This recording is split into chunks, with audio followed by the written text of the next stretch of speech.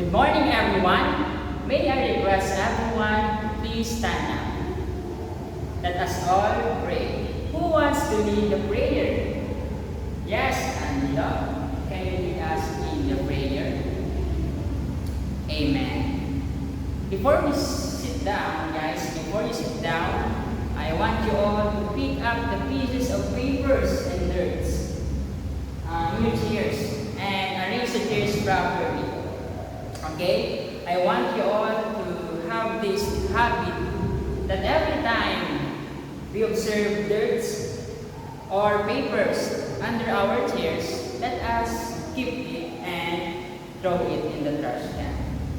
Okay? So you may arrange the chairs properly, guys. Arrange the chairs properly, students. And then, okay, you may now take your seats. Okay. Can I ask, who are the absents for today? Very good. We have no absent for today. Okay. Who among you wants to give a summary or recap about the topic that we discussed last meeting? Yes, Lazat? Yes, the topic that we discussed last meeting is all about circle. Okay, we all know that circle is the set of all points that are equidistant from a fixed point. So, for today's lesson, we will discuss about parabola. For our learning objectives, 1. Define a parabola. Number 2 is determine the vertex, directrix, focus, and axis of symmetry of the parabola. Okay. For our activity, I want you all, to read. Who wants to read? Okay? So our activity, act me, you'll know me. So who among you are familiar with Pinoy Henyo? Yes. Alam ko naman, and I know that all of you are familiar with the Pinoy Henyo. Okay, so for the mechanics, the students will be grouped into 5. Number 2, each group will be given different pictures of a certain parabolic objects. And number 3, a group will choose 2 representatives, the guesser and the interpreter. Number 4, the interpreter will act out the given object that the interpreter is portraying through asking questions from the group. Number 5, the rest of the group will tell the guesser with oo, hindi, and pwede. The group, number 6, the group is named the object in a shortest time will be declared as a winner. Okay? So, our instruction is clear. Mechanics are clear now. So, there is a guesser and there is an interpreter. And then, sabihin lang ng guesser, oo, hindi, or pwede. Okay. So, count your selves. 5. 1, 2, 3, 4, 5. Yeah? 5, 5, 5, 5. Okay. For the first picture, first picture. Oo, hindi, pwede. Okay, very good. So, the answer is, what is that? Vowel. Okay, very good. Group 1. Number 2. What is that? Just say, oo, hindi, pwede. Okay, you can guess. What is that? Very good. That is a funnel. Okay? For the next picture, okay, funnel. For the next picture, hindi tayo sumakay dyan. What is that? Yes, very good. That is a roller coaster. Okay. And for the next picture, what is that? That is, yes, very good. That is Hawk. So, I think that lang masaya. You are enjoying the game or activity. Okay. Correct. That's a hawk.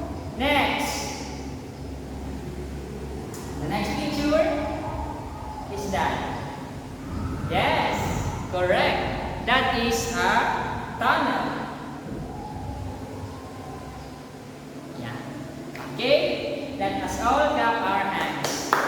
Good job, guys. Did you enjoy the game? Did you enjoy the activity? Okay. That's right. That's good. Okay. So, our activity is connected in our lesson for today. Okay. Parabola.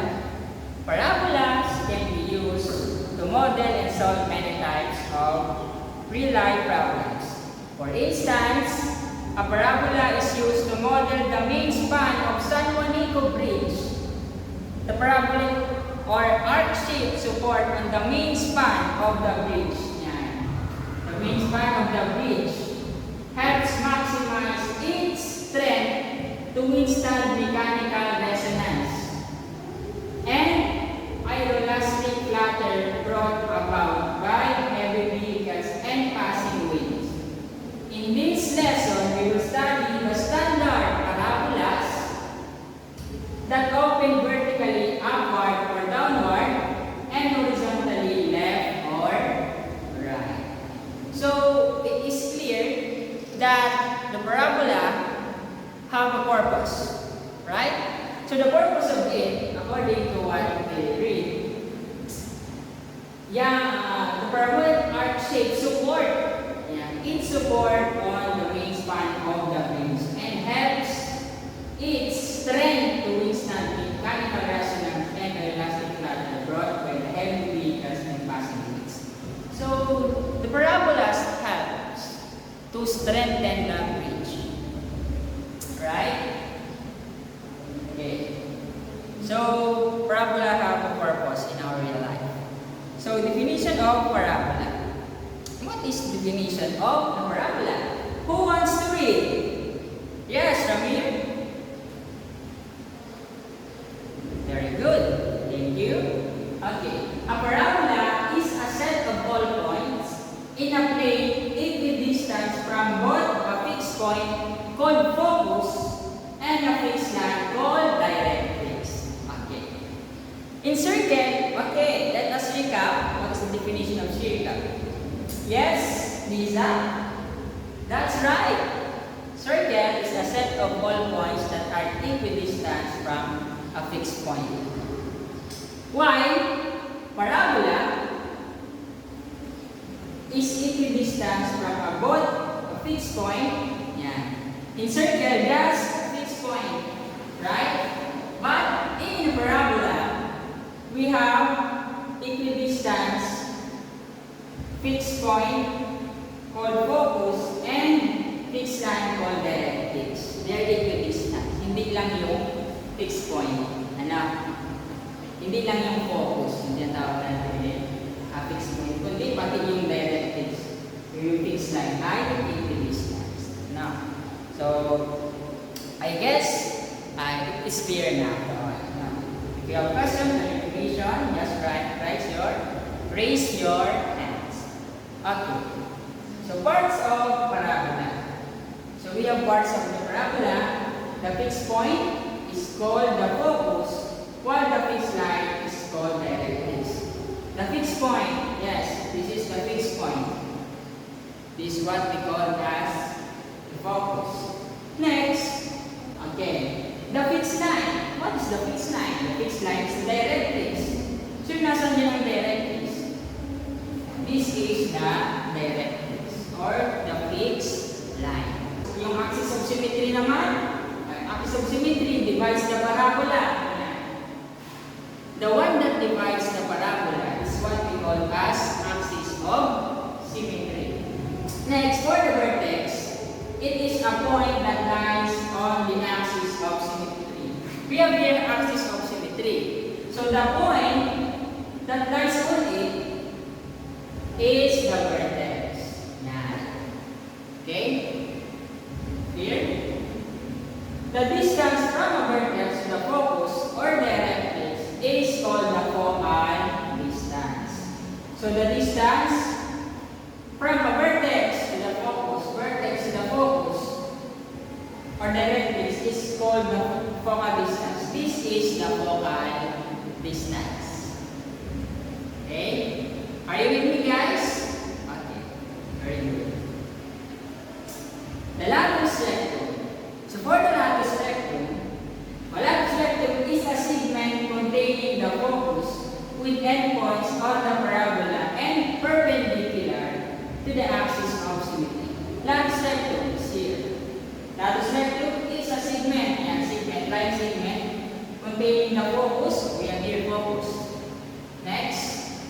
with endpoints on the parabola and perpendicular to the axis of symmetry.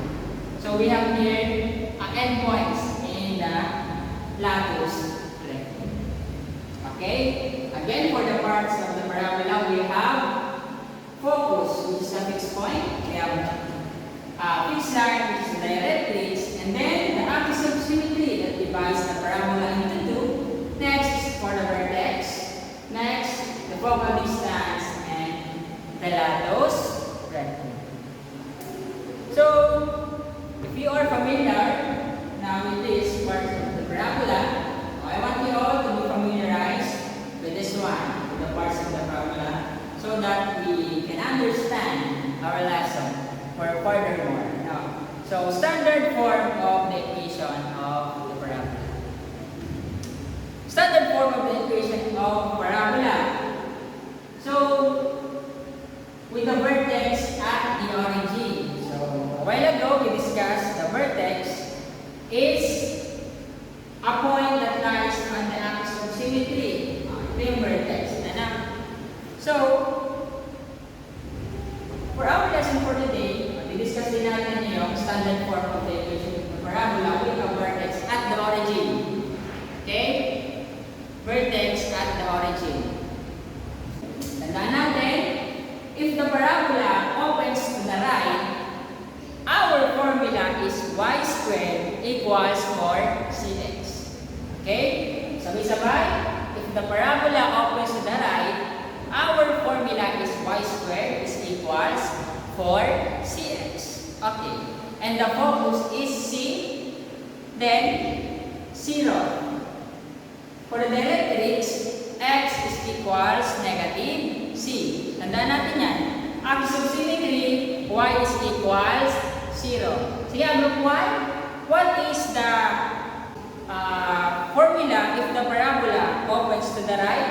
Without looking sa PowerPoint, what is the formula in the parabola opens to the right? Okay. The formula when the parabola opens to the right is y squared is equals 4cx. Very good. Okay. When the parabola opens to the left, our formula is almost the same, but the sign is negative. Y squared is equals negative 4cx. Then, for the focus, negative c, then yung 0 natin. Parabola opens to the left, directrix x is equals c. Then, for the axis of symmetry, y is equals 0. Okay. What is your observation about the formula? Okay. Pag right, positive yung sign. Okay, we have positive sign, and when it's left, negative sign. Nalagyan lang na almost the same, but nalagyan lang ng sign kasi na naiiba. Ano? Pag right, positive. Pag left, negative. Ano dyan? Pero, ito na ang tandaan natin. When it comes to directrix, pag directrix naman, opposite. If the parabola opens to the right, the directrix, x is equals to negative c. Tandaan niya, x is equals to negative c. And when it's left, and the parabola opens to the left, the directrix is x is equals positive c. Tandaan natin yan. When the parabola opens upward, our formula is x squared is equals 4cy. Then, for the focus, our focus is 0 and c. Then the directrix is y is equals negative c. And for the axis of symmetry, x is equals 0. Okay. Tandaan natin, formula x squared is equals 4cy. Sabay-sabay, x squared is equals 4cy. Yes. Next, focus, OC. Tandaan natin, familiarize na ngayon, memorize na yung mga formula. Directrix, y is equals negative c. Y, bakit y? Kasi upward na sila. Upward. Okay. Negative c. Axis of symmetry, x is equals 0. Tandaan natin yan. So, when the parabola opens downward, our formula is x squared is equals negative 4cy. And for the focus, we have here 0 and negative c. So, are you with me, guys? Okay. Before we compute, for this one, I want you all to familiarize first with the formula. Okay? Let us familiarize with it. So that when we solve, alam na natin. Now, because we know the formula. Example 1. Determine the equation of the parabola with the following graph. So, we have here a graph, right? So, we have focus, which is 0 and 2. Let us solve for this one. For the solution, solve na natin. Solution, from the figure, c is equals 2. Diba? Formula natin dyan, the parabola opens upward. So, we have the formula for that one, right? Ang formula natin dyan is x squared is equals 4cy.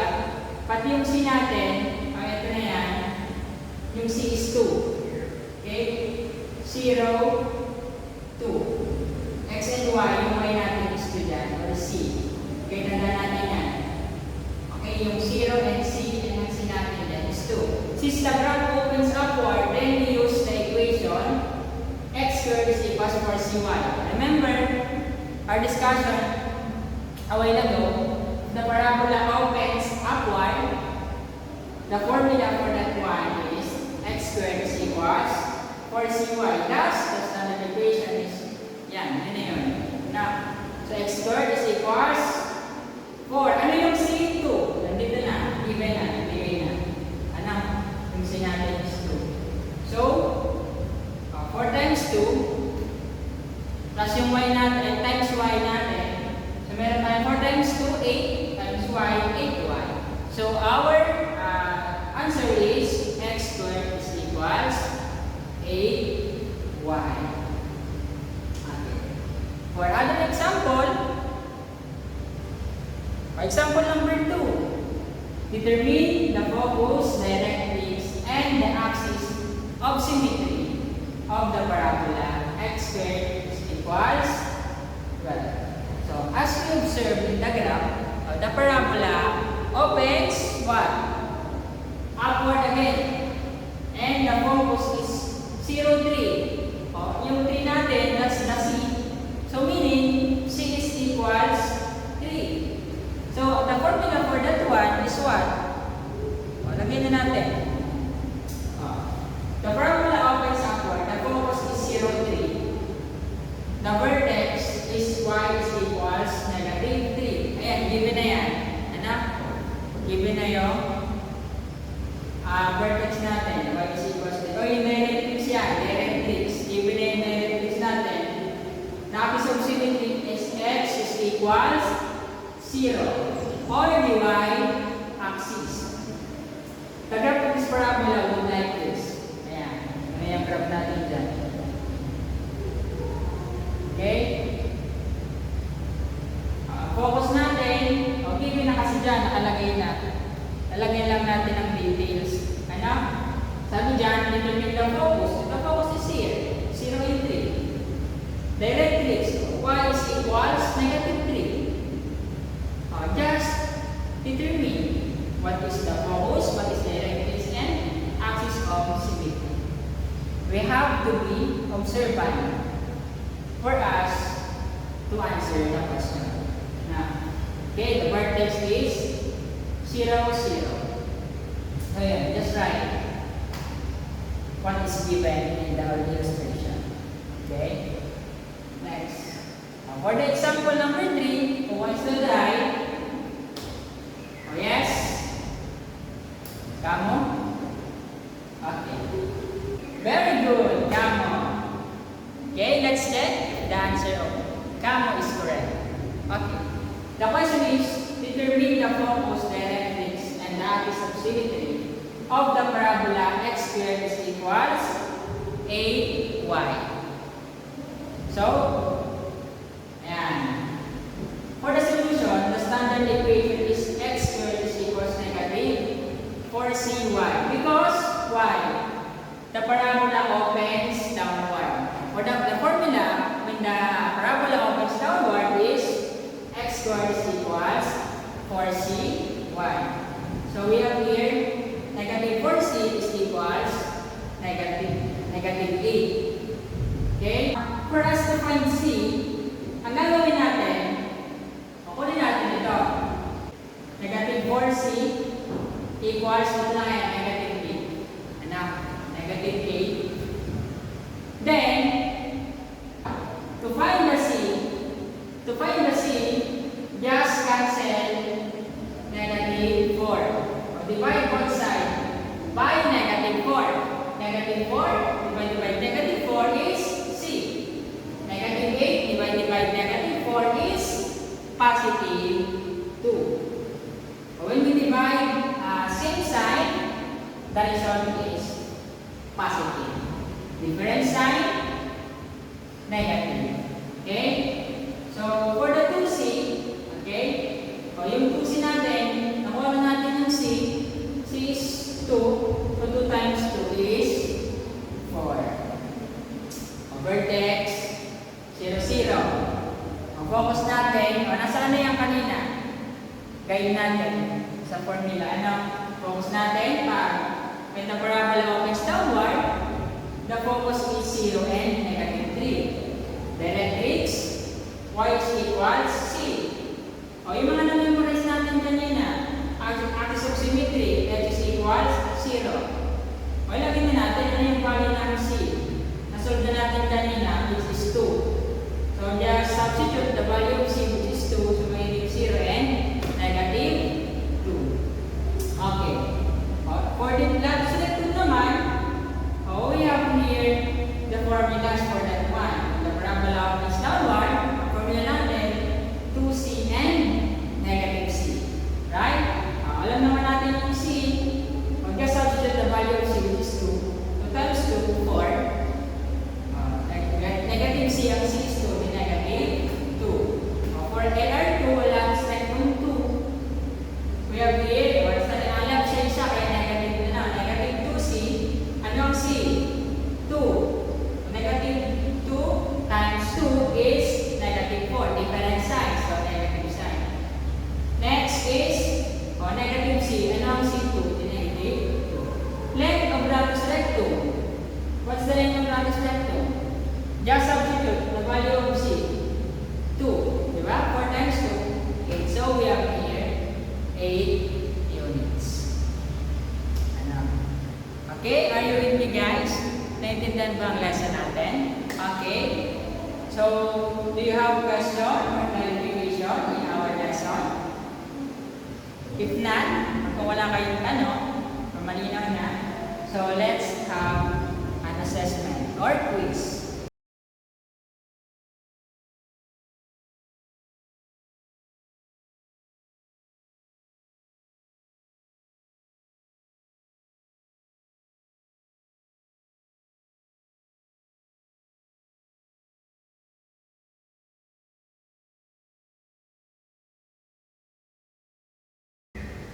Okay, if you're done with the quiz, pass the papers in front.